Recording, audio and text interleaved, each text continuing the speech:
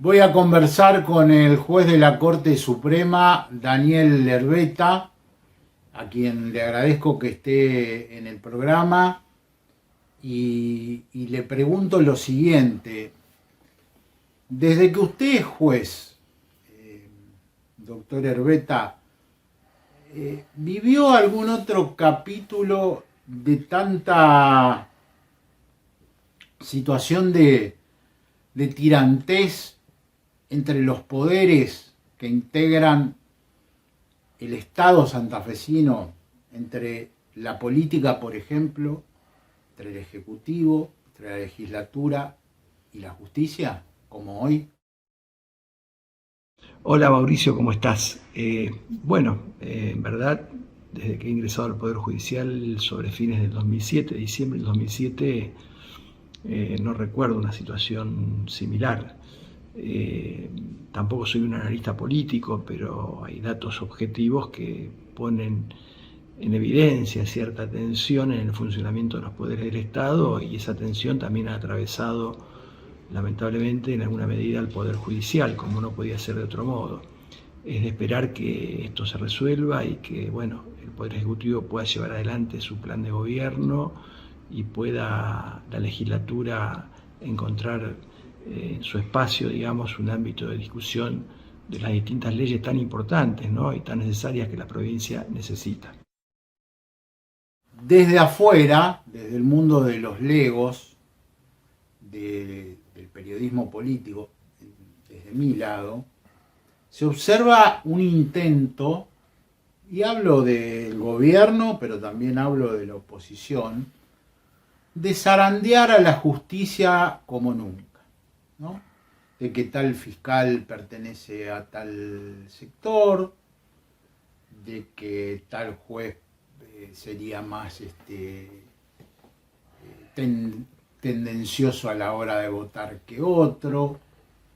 En fin, que la justicia santafesina está en problemas. Y vaya si está en problemas, que hay dos personas presas, ¿no? ¿Usted qué dice al respecto?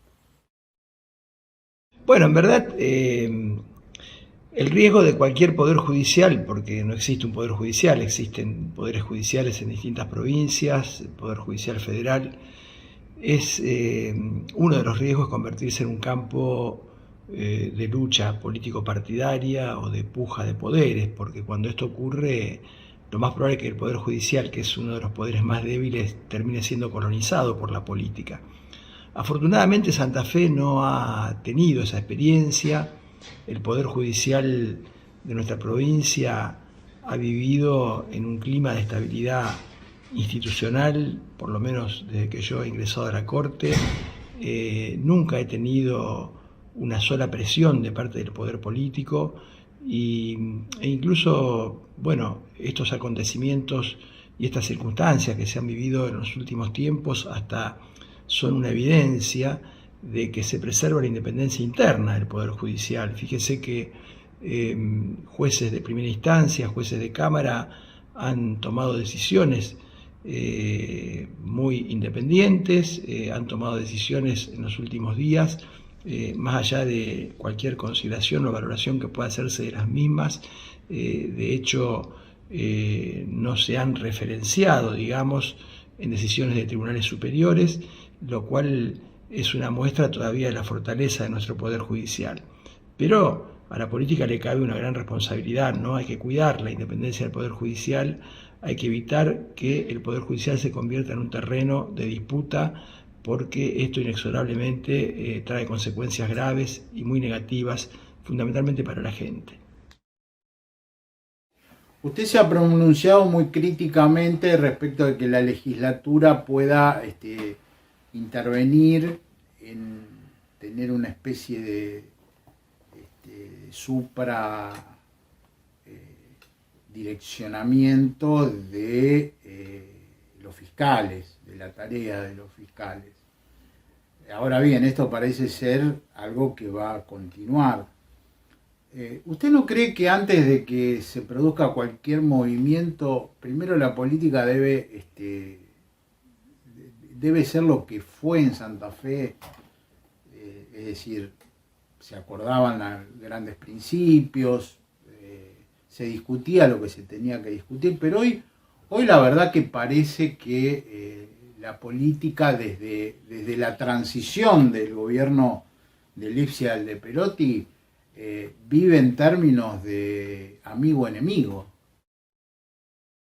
Bueno, yo hablaba de tratar de preservarnos de cualquier intento de colonización, ¿no? Y en el fuero penal hay un problema, sin ninguna duda. Me parece que hay una disputa por el control de un actor central estratégico, como es hoy el Ministerio Público Fiscal, que cumple un rol decisivo en el nuevo modelo de investigación y enjuiciamiento. Es un actor de política criminal con herramientas para poder ejercer un control mucho más claro y objetivo de la criminalidad, y me parece que allí sí tenemos un problema.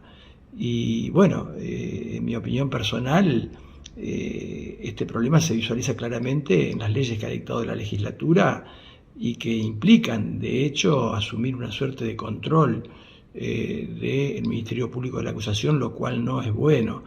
Para poder organizar una política de persecución penal estratégica, eficaz, con objetivos claros de control de la criminalidad, necesitamos tener un Ministerio Público Fiscal autónomo, independiente, preservado de cualquier presión, y esto no se logra sometiendo a los fiscales al poder disciplinario de un poder del Estado. De modo que me parece que la política sí debe recuperar, mirar un poco hacia atrás y recuperar esa sensatez de poder poner sobre la mesa estas cuestiones, que son cuestiones institucionales muy importantes, y tratar de llegar a un acuerdo y encontrar una salida para garantizar precisamente el funcionamiento debido de cada una de las instituciones. ¿Qué cuestión es imprescindible hoy para la justicia santafesina y que está faltando y que usted reclama, demanda? ¿Qué cosas son esenciales y que hoy no están en la provincia, en materia judicial, ¿no? Bueno, son muchos los desafíos y los temas pendientes. Creo que tenemos esta cuestión vinculada, se ha avanzado mucho en el sistema de justicia penal, esta cuestión que nos está preocupando y a la que hemos referido, pendiente, pero bueno, hay que mirar también a la justicia civil, la justicia laboral, la justicia de familia, y allí necesitamos una transformación profunda. Tenemos que recuperar un proyecto institucional de justicia pública, tenemos que terminar con el expediente papel, tenemos que terminar con el esquema de juzgado. Estamos trabajando con un sistema de organización, con una matriz, con una estructura, con un proceso de gestión y con un modo de litigación que ya lleva más de un siglo. De modo que si no pensamos en reformular esa matriz de trabajo, toda la inversión que hagamos en materia tecnológica no va a tener una gran capacidad de rendimiento. La tecnología sirve cuando primero cambia los procesos de trabajo, y allí hay que intentar una profunda reforma que nos aleje, digamos, del expediente papel y nos vuelva a un sistema de audiencias públicas y orales, en donde el proceso se estructure básicamente sobre dos grandes audiencias, una audiencia inicial, una audiencia final, y esto sin duda va a tener un impacto muy grande en un problema que nunca se pudo resolver, que son los tiempos de la justicia. Y qué es lo que necesita la gente, ¿no? Porque la gente lo que requiere es una respuesta en un plazo razonable, y para una respuesta en un plazo razonable tenemos que dejar de pensar en más empleados, en más jueces, en más juzgados, y tratar de pensar alguna vez en que lo que hay que cambiar es el sistema de organización, los procesos de trabajo y las formas de litigación. Lo saca un poco de Santa Fe, ¿no? Aunque también forma parte de esto. La grieta política que uno menciona habitualmente, ¿está interfiriendo la actividad de la justicia federal, por ejemplo? Porque como nunca se habla de jueces que están de un lado, de jueces que están del otro, de jueces que fueron a jugar al tenis con Macri, de jueces cercanos al kirchnerismo.